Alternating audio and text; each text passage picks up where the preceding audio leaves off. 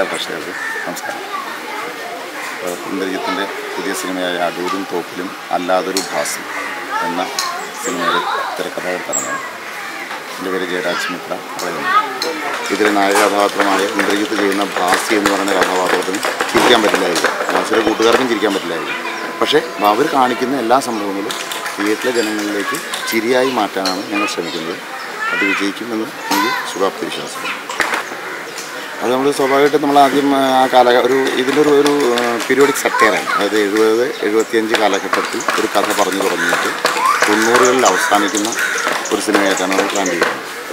അപ്പോൾ നമ്മൾ ആ കാലഘട്ടത്തിൽ നടന്ന ഒരു ഭാസിയുടെ കഥ ഈ കാലഘട്ടത്തിൽ നിന്ന് നോക്കുകയാണ്. അപ്പോൾ speed, colour tone, dress, makeup തുടങ്ങിയ എല്ലാ സംഭവങ്ങളും ഈ കാലഘട്ടത്തിൻ്റെ സ്പീഡ് തന്നെ. അല്ലാണ്ട് അന്നത്തെ കുരുവിക്കൂട് പോലുള്ള ഹെയർ സ്റ്റൈൽ റിപ്പീറ്റ് ചെയ്യാൻ ശ്രമിക്കുക, അതൊന്നും നമ്മൾ ചെയ്യാൻ ശ്രമിക്കുന്നില്ല. അപ്പോൾ അന്നത്തെ ഭാസിയുടെ കഥ ഇന്ന് നോക്കി കാണുന്ന സമയത്ത് നമ്മൾ അന്നത്തെ ചില പേരുകൾ വേണം നായകനെ തീരുമാനിച്ച് അതിലെന്തൊക്കെ പേരാവാം. ചന്ദ്രൻ പറ്റുമോ, നാരായണൻ പറ്റുമോ, കുമാരൻ പറ്റുമോ തുടങ്ങിയില്ല അന്നത്തെ ഒരു പ്രത്യേകതരം പേരുകൾ എടുത്തെടുത്ത് പെട്ടെന്ന് തോന്നി ഭാസി കൊള്ളാലോ, Babu talkies, Bhasi talkies, 2-3 talkies പറഞ്ഞു ബാബു ടാക്കീസ് കൊള്ളാലോ എന്നൊരു സാധനമാണ്. കാരണം ബാബു ടാക്കീസ് എന്ന് പറയുന്ന തിയേറ്ററിൻ്റെ അന്ന് ടാക്കീസ് എന്നാണ് പറയുക, ടാക്കീസ് അല്ലെങ്കിൽ സിനിമ കൊട്ടക എന്നൊക്കെ പറയുന്ന സംഭവത്തിൻ്റെ ഉടമസ്ഥനായിട്ടാണ് ഭാസി ഇതിൽ വരുന്നത്. അപ്പോൾ ഭാസി ടാക്കീസ് എന്ന പേര്, അല്ല ഭാസി ടാക്കീസ് എന്ന പേരും വരുന്നു, ഭാസി എന്ന കഥാപാത്രത്തിൻ്റെ പേരും വരുമ്പോൾ സ്വാഭാവികമായിട്ട് നമ്മൾ മനസ്സിലാലോചിച്ചു ഈ സിനിമയിൽ ഇനി എന്തുകൊണ്ടാണ് നമ്മൾ ഭാസി എന്നുള്ള പേരുള്ളത്. അപ്പോൾ ഈ ഭാസി അല്ലാതെ മറ്റാരൊക്കെയാണ് സിനിമയിൽ ഭാസി എന്ന പേരിൽ അറിയപ്പെട്ടത്. അപ്പോൾ വളരെ ലെജൻസ് എന്ന് പറയാവുന്ന അടൂർ ഭാസി വരുന്നു, തോപ്പിൽ ഭാസി വരുന്നു, അങ്ങനെ പിന്നെ മറ്റു ചില ഭാഷകളെ കുറിച്ചൊക്കെ ചർച്ച വരും. അപ്പോൾ എല്ലാവർക്കും അറിയാവുന്ന 2 ഭാസി ഓൾറെഡി മലയാള സിനിമയിലുണ്ട്. ഒരാൾ നടനായിട്ട് നിൽക്കുന്നു, മറ്റൊരാൾ സംവിധായകനും തിരക്കഥാകൃത്തുമായിട്ട് നിൽക്കുന്നു. അപ്പോൾ ഇത് രണ്ടുമല്ലാത്ത മറ്റൊരു ഭാഷയെക്കുറിച്ചാണ് നമ്മൾ പറയുന്നത്.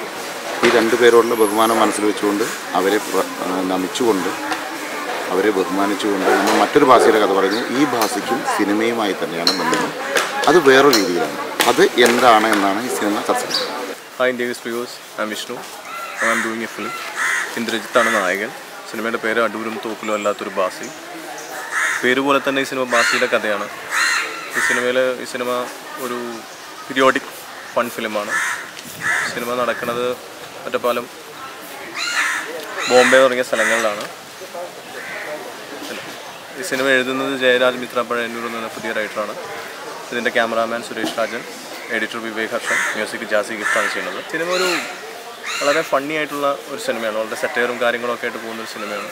അപ്പോൾ ഒരു വളരെ ഫ്ലെക്സിബിൾ ആയിട്ടുള്ള ആക്ടർ എന്നുള്ള രീതിയിൽ ഞങ്ങൾ ആലോചിച്ച സമയത്ത് അങ്ങനത്തെ ഒരു ചിന്തയിൽ വന്നപ്പോൾ അതിന് ഇന്ദ്രജിത്താണ് ഏറ്റവും കൂടുതൽ ഈസിനെസ് ഉള്ള ആ ഒരു ക്യാരക്ടർ ചെയ്യാൻ. അയാളുടെ ഒരു ഫിസിക്കൽ ഫീച്ചേഴ്സും അതുപോലെ തന്നെ പുള്ളിയുടെ ആ ഒരു ഏത് രീതിയിലും ഫ്ലെക്സിബിൾ ആവുന്ന ഒരു ബോഡി ലാംഗ്വേജും ആവശ്യമുള്ളൊരു ക്യാരക്ടറാണ്.